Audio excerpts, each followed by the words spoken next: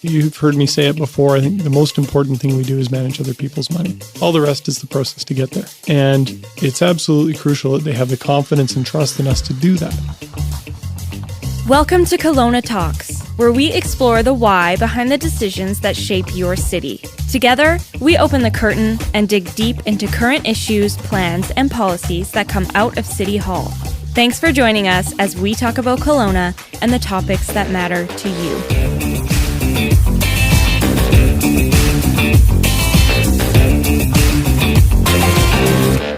Hi everyone, I'm Bob Evans, Partnership Director at the City of Kelowna and host of our Kelowna Talks podcast. I acknowledge that our community is located on the traditional, ancestral, unceded territory of the Syilx, Okanagan people. So here we are, municipal elections now behind us. We have several new faces around the council table, 3 new councillors and a new mayor. The weeks following an election can be a steep learning curve for these new members. There's a lot of information they need to understand. One of the biggest items is the annual city budget. So today we're talking about onboarding those new members, council, and the budget, and sort of a bit of a budget 101 for our listeners because it's significant and everything we do as a city relies on that budget. Joining us today, we have our city manager, Mr. Doug Gilchrist. Welcome, Doug. Thanks a lot, Bob. I appreciate being here.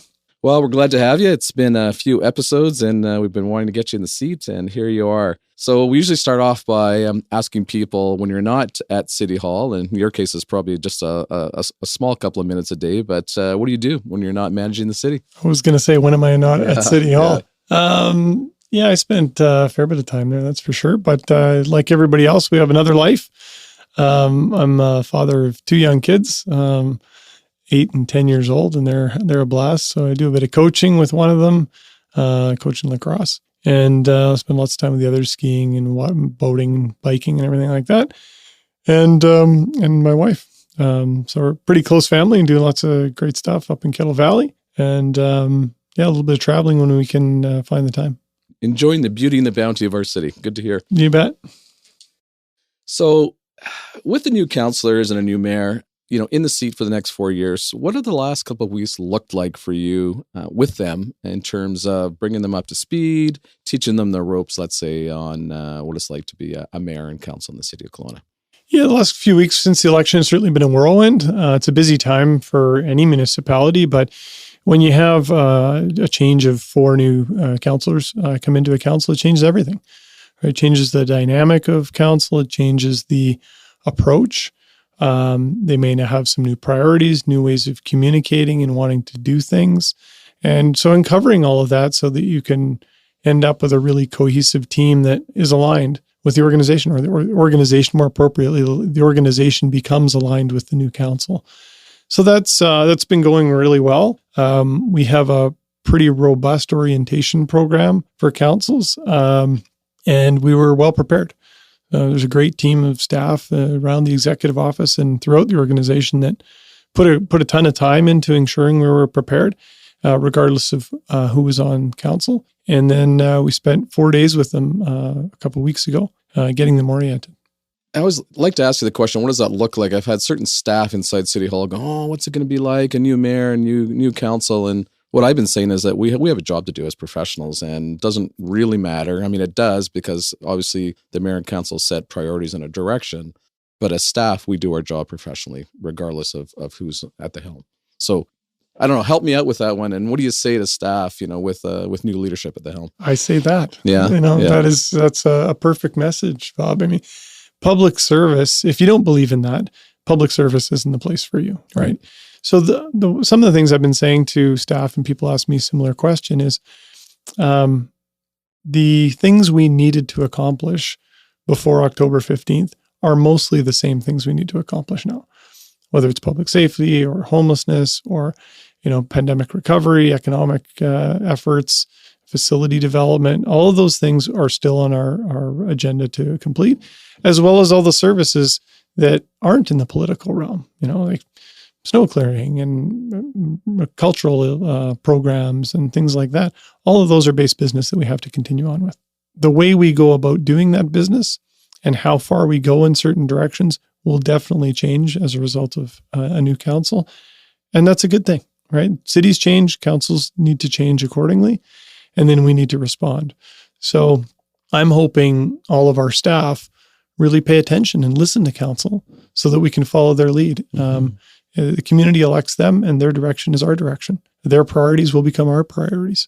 And that's an important message to be, I think, filtered through the organization. And there's nothing to be afraid of. There's, change is uncomfortable for some people, but change can be a really good thing for an organization. And so far, I've seen nothing but positive things. Change can be exciting. Change is exciting for me, anyways. And I guess that brings us to this second part of our discussion today, which is the budget. And you tell me, but I guess this is maybe one of the first chances that council gets to actually put their personal stamp on the direction of the city. And we're looking at preliminary budget going to council December 1st, is my understanding, and then a debate or deliberate various aspects on December 8th. Help our listeners understand the budget process. It obviously starts way before that. Before it gets to council, it's quite an elaborate, intricate process, and a lot of people behind the scenes are working on it, and it's a big effort. Can you help our listeners understand what goes into the prep before it sits in front of council? Sure. I probably won't do it justice because I know there's a lot of people behind the scenes that do more associated with the budget than even I'm aware of. But in essence, we have about $170 million taxation budget. Only a component of our budget is tax funded. So 170 odd million is tax funded, and the balance comes from reserves, grants, and fees and charges. Those are the big buckets anyway. But in any given year, we could spend upwards of 500 million, depending on the size of the capital program for that given year.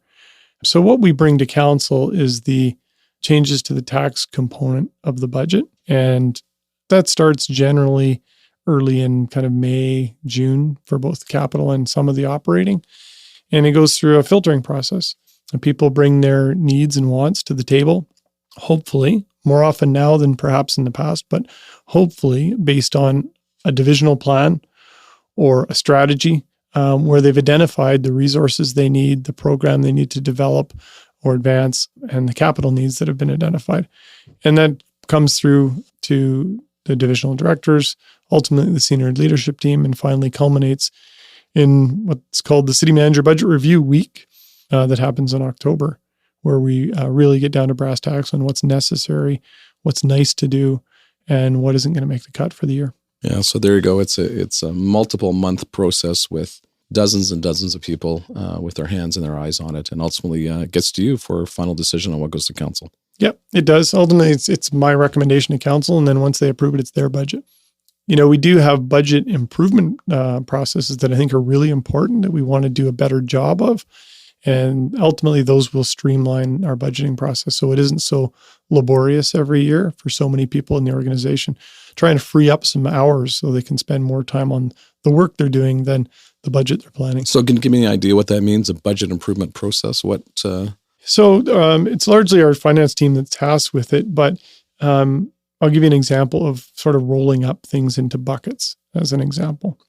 A city of our size, taking line item budget improvements in the $10,000 or $20,000 is really not efficient, and it doesn't encourage council to fly at the level that we believe they should in terms of good governance.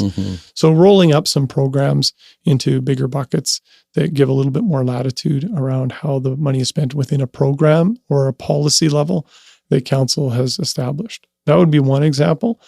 And the other one, which I think is going to be a really significant effort for our organization the next little while, is service-based budgeting. Really getting a better handle on what council is getting for every dollar they agree to spend, so that we can show them and to the community quite transparently, almost like a sliding scale. For this amount of money, you get this level of service. If you invest more money, the service goes up by X. If you pull money off the table, it goes down by Y. Some services like street sweeping, that's very easy to do, right? If you add more money, we can do another sweep. Other services like planning or partnerships or some things to do with arts and culture or communications, it's much more difficult to define service levels. But we're going there in a big way. A question I have, Doug, is when we look at tax increases every year, and last year in 2022, the tax increase was 3.94%. I want the listeners to understand a little bit more about the decision-making process in terms of our targets for those increases and the impact of those targets in terms of that value added that you were just talking about, and how we fully judge in some instances. And again, I empathize as a homeowner in the city and as a taxpayer on the implications of those increases, but I also want a good city, and I want a city that can grow holistically and provide more opportunities and ensure our long-term sustainability. This sounds like an election platform. We've already had the election, but the idea of what's the process and what goes into making those final decisions. It's a balancing act. It is definitely more an art than it is a science. In some ways, my nature is to make it a science and put systems around it. Mm-hmm. But the reality is, it's you have to have one foot in each camp, the political side and the administrative side. And I think getting to a place of understanding of what it costs to run the city and what you get for your money is an important education. So the time we spend with our community and with our council, helping them understand what they're getting for their money, I think is critical. You've heard me say it before. I think the most important thing we do is manage other people's money. Mm-hmm. All the rest is the process to get there. And it's absolutely crucial that they have the confidence and trust in us to do that. So our job isn't just to manage the money well and provide great services. It's to educate them on how we do that so that they have confidence when they're paying their tax dollars. They realize, we get good money, or we get good value for this, and we're not going to protest kind of forking over a certain amount of money. Once you get to that point, I think the adjustments year to year are easier. People can understand that there's an 8 or 10% inflation. And our basket of goods is even more expensive than, a typical household when you're buying fuel and tires and things like that.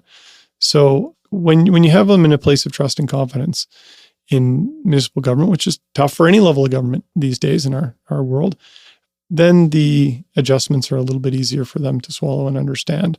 We have the same cost pressures as households do, and if not more, but we also have some revenue levers. With your office, the partnership office is trying to pull some more of those levers so that we don't have to rely on taxpayers as much in the future. And I'm quite proud that we are on the lower end of the spectrum of taxes per average household, and that we only rely on taxes for about 25 to 30%, depending on the year, of our overall revenue base. That's really sound fiscal management, and that's not common in every municipality. My understanding is that the City of Vancouver, for instance, is the reverse of that from a percentage perspective. Yeah, they are. True? Yeah, and it depends on how you calculate it, but at minimum, they're closer to 50% tax funded. And so when you go through things like a pandemic, their reliance on taxation has a much, much bigger impact on their cash flow and their potential future budgeting. So just like your own portfolio, diversification is important. We don't have a lot of legislative tools for financial diversification, but we are pressing for new ones with the province. We've asked for a new fiscal relationship, which means essentially a new deal on how we fund municipal governments. And the door's open a little bit on that, so we're hopeful on that front. But in the meantime, we'll use the legislative authorities that we do have to get creative. And I know through some of the work you and your team are doing, we're going to find new ways to generate some revenue so that we don't have to have as heavy reliance on the taxpayer. So, you mentioned my own portfolio. So keeping my head in the sand is probably, I'm not sure if that's a good or bad strategy at this stage. Just buckle down a little bit, I guess. Just on that, Bob, innovation is in our values as a city for a very purposeful reason. It didn't just fit an acronym or something that was, pie in the sky. It's very purposeful that we want the entire army of staff. We have 1,100 staff roughly, and we want them all thinking about innovative ways to do their job, to create efficiencies, and to look for alternative revenues. It might be through partnerships, it might be foregoing cost or cost avoidance, or it might be actually generating money that we can put into facility development or asset renewal or things like that. It's a great reminder to all of us of the culture that you're trying to instill as our leader, Doug, and having us all think and look and be creative and be entrepreneurial in our vision on how we can do it differently, how we can do it more effectively, and how we can attract different revenue streams to the city. Maybe that's my own personal sales pitch. But back to the budget. Had to get back and one of the questions I had as we go through the budget period, we talk about, or we identify as a city, P1 and P2 projects. Can you help our listeners understand how a project gets that designation and what that means to the debate at council chambers? Sure. So P1 means you made it through city manager budget review, and that we're making a recommendation for council to fund that and include it in the budget. So when we present council the budget, P1s will total up to a certain funding amount as well as a percentage increase. And the P2s are outside of my recommendation. But they remain in the budget presentation document that goes to council and the public. So both of them can see what's important that we're not able to fund. Right. And council may choose to take something out of that priority 2 and make it a priority 1 and fund it, increasing taxes, or pull something off the table that's a P1 to make room for something else. Okay, that's fair. So that's probably one of the focuses of the conversation around the council chamber during those meetings. What happens after December 8th? So council gets the budget package. They have some conversations. They have some debate about it. They make some decisions, and then what happens? Well, ideally, budget day is a day and no more. But people look at it and think, well, they only spent 2 hours or 6 hours on budget day. That's not enough oversight.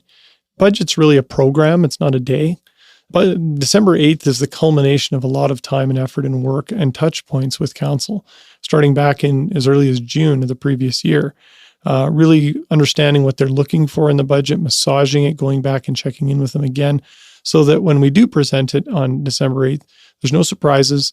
They generally understand what's in there and why it's in there, and most of it is as a result of their direction, perhaps their priorities that have been set. So at the end of budget day, they adopt it, ideally, by resolution. That's provisional budget is approved.